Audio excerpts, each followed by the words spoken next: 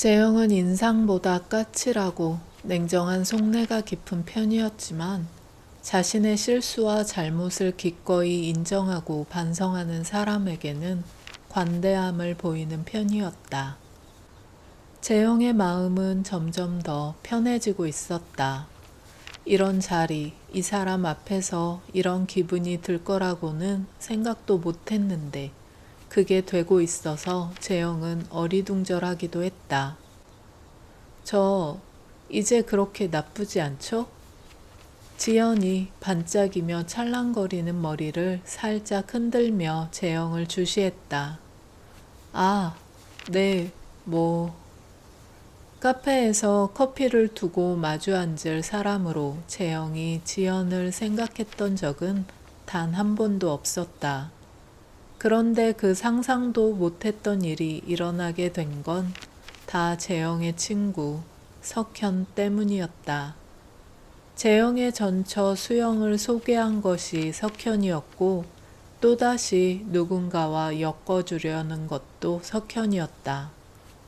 재영은 새로운 인연, 연애에 대한 의지가 없었으니 자신의 거절을 석현이 알아들었으리라 믿었지만 재영이 주변인들에 대해 놀랍도록 무지하다는 것만 다시 확인했을 뿐이었다.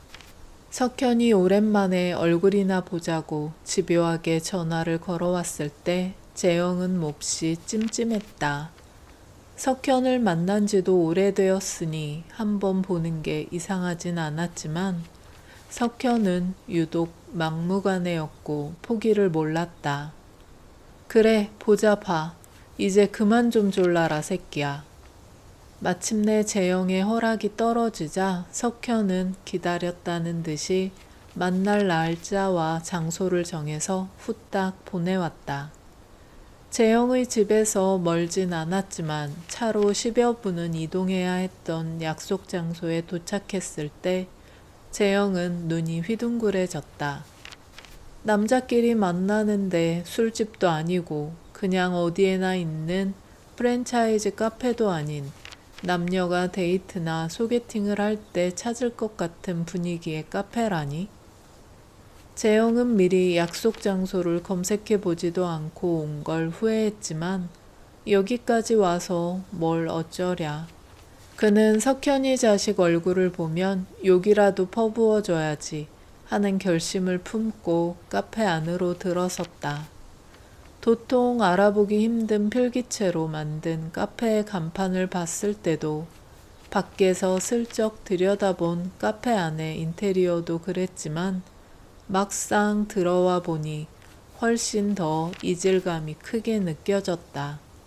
재영은 손목의 시계를 슬쩍 보고는 자신이 5분쯤 일찍 도착했다는 것을 슬쩍 보아도 석현이 도착하지 않았다는 것도 알았다.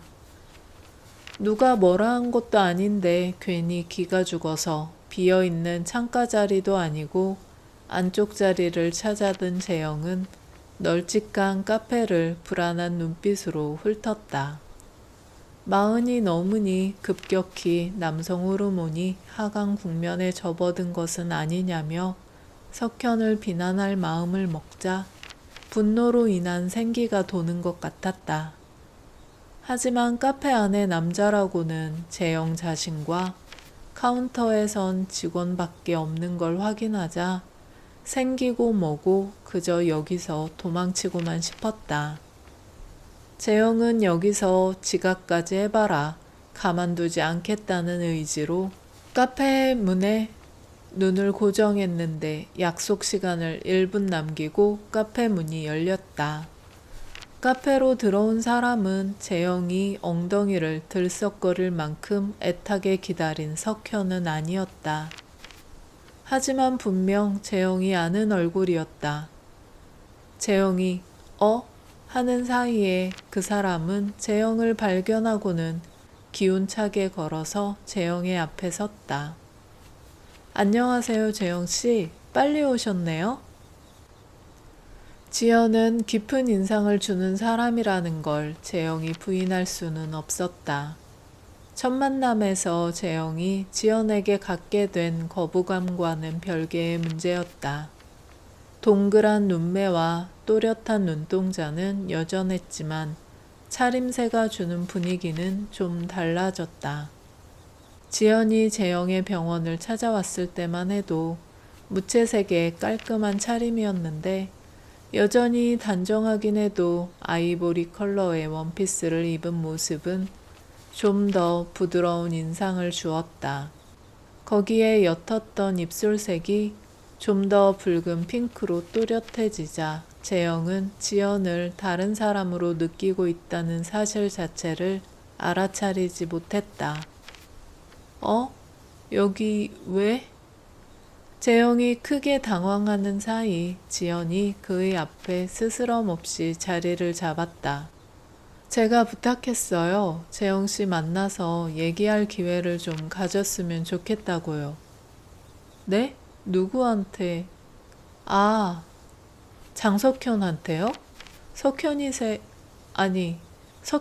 아세요? 제가 한의사고 재영 씨는 수의사라 분야가 다르긴 해도 확실히 한국 사회가 좁긴 좁더라고요. 선배한테 부탁을 좀 했더니 바로 석현 씨를 소개해 주던데요. 아, 재영은 당황스러운 마음을 애써 누르고 있었지만 어디서부터 얘기를 풀어가야 할지 감을 잡지 못했다. 석현이 재영은 모르는 그 자신만의 이유로 재영을 여자와 엮으려 부단히 노력하고 있다는 건 이미 너무 잘 알고 있었다. 외국계 은행에 다닌다는 여자는 물론이고 이래저래 알게 된 필라테스 강사나 승무원, 변호사의 인플루언서, 바리스타 혹은 교사 등 여자들의 직업은 정말 다양했다. 어쨌든 재영에게는 여자들의 직업이 뭐든 얼마나 예쁘든 또 어떤 식으로 준비가 되어 있는지도 아무런 상관이 없었다. 어차피 만나지 않을 거고 관계를 맺을 마음도 없었으니까. 지연의 관심도 재영에게는 석현의 무수한 낚시질과 별다를 게 없었다. 어떻게든 걸리라고 미끼를 뿌려봤자 미끼든 뭐든 물마음이 없는 재영에게는 무의미한 짓이었다. 재영이 애초에 석현과 친하면서도 그와 만나기 피곤해했던 것도 분명 여자 얘기를 할 거라서였다. 근데 이런 일까지 벌일 줄이야. 재영은 당장 석현에게 전화를 걸어서 큰 소리로 따지고 싶은 심정뿐이었지만 재영의 앞에서 생글거리는 지연에게 예의도 아닐 뿐더러 석현이 전화를 받을 것 같지도 않았다. 아니, 내가 왜 예의를 차려야 하지? 이 여자가 나를 속인 게 엄청 무례한 짓 아닌가? 재영은 갈팡질팡하는 마음을 어떻게 붙들어야 할지 모른 채로 지연을 보았다. 이런 식의 만남은 불쾌하다고 그냥 일어나 버릴까? 아니면 굳이 이렇게까지 한 이유에 대해서 얘기나 들어볼까? 재영이 고민하고 있다는 걸 지연이 알아챈 걸까? 이런 꼼수까지 쓴 건 정말 죄송해요. 하지만 재영 씨와 꼭 얘기를 해보고 싶었어요. 오래 붙잡고 있지 않을게요. 제 첫인상이 너무 안 좋았던 건 저도 알지만 첫인상이 그저 첫인상으로 끝나면 제가 너무 후회를 많이 할 것 같거든요. 재영은 갑자기 입이 마르는 느낌이 들었고 카운터에 선 직원이 자신들을 힐끔거리는 것도 보았다. 일단 주문부터 하죠. 뭘로 드실래요? 여자들의 높은 목소리로 카페는 떠들썩했다. 하지만 재영이 지연과의 대화에 집중하지 못할 정도는 아니었다. 지연의 목소리와 말투는 시종일관 차분했다. 제가 실수를 했죠. 재영 씨한테 그런 식으로 다가가는 게 아니었는데 너무 무례했던 거 이제는 알아요. 제 딴엔 솔직한 게 최고라고 생각했던 거고 변명에 불과한 거 알지만 그동안 제가 했던 말 중에 솔직하지 못했던 건 하나도 없었어요. 그것만큼은 꼭 믿어주셨으면 좋겠어요. 저는 처음부터 최재형이라는 남자가 정말 마음에 들었고 미련이 너무 크다고 느꼈으니까 후회하기가 싫어서 뭐라도 해봐야겠다고 생각했던 거예요. 저를 어떤 사람으로 생각하셨을지 알 것 같아서 지금까지의 제 행동이 너무 부끄럽고 진짜 쥐구멍에라도 들어가고 싶은 심정이지만 오늘 이 만남이 제 마지막 기회가 될지라도 재영 씨한테 나쁜 인상과 기억을 준 여자로 남고 싶지가 않았어요. 그래서 이 자리도 정말 불쾌하실 거라는 생각은 했는데 석현 씨가 차라리 이게 나을 거라고 하더라고요.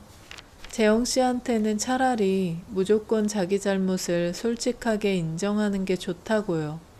결과가 어떻게 되든 그런 얘기라면 들어줄 거라고요. 재영을 보아온 세월 때문인지 석현의 평가와 예측은 정확했다. 재영은 인상보다 까칠하고 냉정한 속내가 깊은 편이었지만 자신의 실수와 잘못을 기꺼이 인정하고 반성하는 사람에게는 관대함을 보이는 편이었다. 이건 어디까지나 제 바람일 뿐이지만 우리 천천히 친구로 다시 시작해보면 안 될까요? 제가 지금 여자로서 재영 씨한테 매력이 없을지는 몰라도 좋은 친구가 될 잠재력만큼은 자신할 수 있어요. 재영은 의자 등받이에 등을 기댔다. 재영이 동성이든 이성이든 친구가 많은 타입은 아니었지만 자신에게 관심 있는 여자와 친구가 된다는 건 아주 이상하게 느껴졌다. 저도 듄 좋아해요. 네? 석현 씨한테 들었어요. SF 소설 좋아하시고 그 중에서 듄을 특히 좋아하신다고. 석현은 재영이 여자를 만나길 희한할 정도로 바랐으니 그가 지연을 돕겠다며 재영에 대한 정보를 준 것은 당연했다. 재영은 전반적인 대중문화에 대한 관심이 약하긴 했지만 유독 SF 소설을 좋아하긴 했다. 그래서 뭐 어쩌라는 거지? 재영은 지연의 노력에도 냉소를 감추기가 어려웠다. 듄을 좋아하는 사람은 많았고 재영은 그런 취향이 지연과 자신을 친구로 엮어줄 수 있으리라는 생각을 할 정도로 마음이 풀린 건 아니었다. 저는 듄의 철학이 있어서 참 좋아요. 모르는 사람들은 SF라는 게 오로지 상상력으로만 듣도 보도 못한 기발한 설정만 해두면 될 거라고 생각하지만 전에 없던 세계를 만들어낸다는 건 그것만으로는 안 되잖아요. 당장 우리 세계만 봐도 제도와 규칙, 윤리라는 게 그냥 만들어지는 게 아니니까요. 한 세계가 어떤 철학을 가졌느냐로 그 모든 구조들이 만들어지죠.